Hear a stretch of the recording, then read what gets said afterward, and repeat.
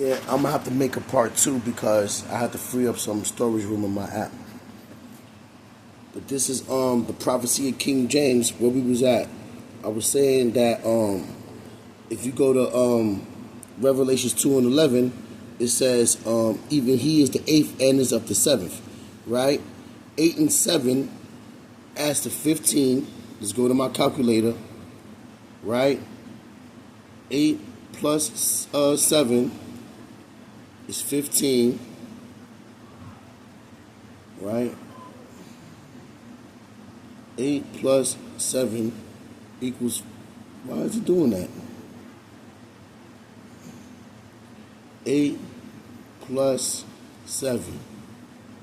Look, this is ridiculous. This is ridiculous. Well, anyway, 8 plus 7 is 15. Right? But he ain't gonna let me. It's just going out for some reason. Whatever. Well, 8 plus 7 is 15. Right? 1 plus 5 is 6.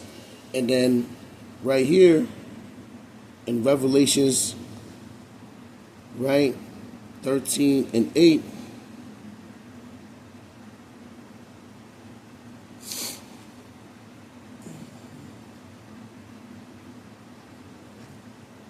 I don't know what's going on with this thing now. It's just freezing up now. You know what I'm saying? Whatever. 18 and 3. No, 13 and 8. Right? Let's read it. It says, here is wisdom. Let him that hath understanding count the number of the beast. For it is the number of a man, and his number is 603 . So, this is King James, right? How are we going to prove that? What year King James was born? Right?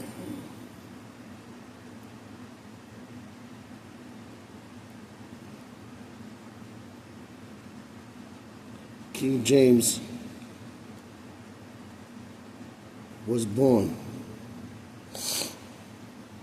June 19th, 1566. June is a 6, right? So he's born on the 6th month, right? 1566, 1 plus 5 is 6. That's not a coincidence. So his birthday would be 06 01 1566. That's how his birthday would look. Look at that. 1 plus 5 is 6, and he's born on the 6th month. Look at that. Look at that. That's the mark of the beast right there, your King James. You know what I mean? This is for real. So right there, I just showed that Revelations 13 and 18 is talking about the King James. He was born in 1566, right? When you read 17 and 11, I just showed you in the first video that that these numbers are coinciding with the prophecy of the King James Bible. You know what I mean?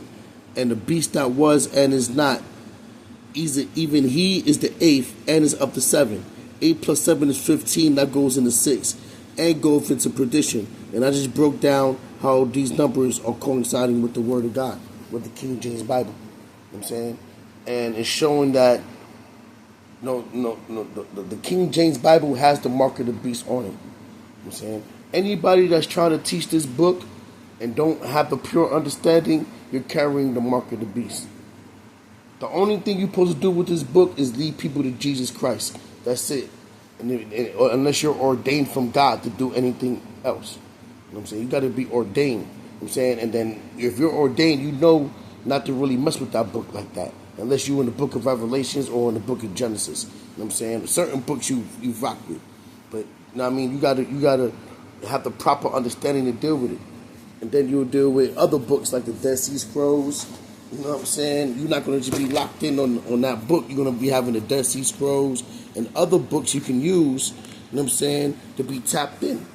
You don't have to necessarily directly deal with the King James Bible unless it's the book of Revelations. That's what I would recommend. You know what I'm saying? So I just wanted to make another video on the prophecy of the King James Bible more properly. You know what I'm saying? Because this is important information. So thank you for your time.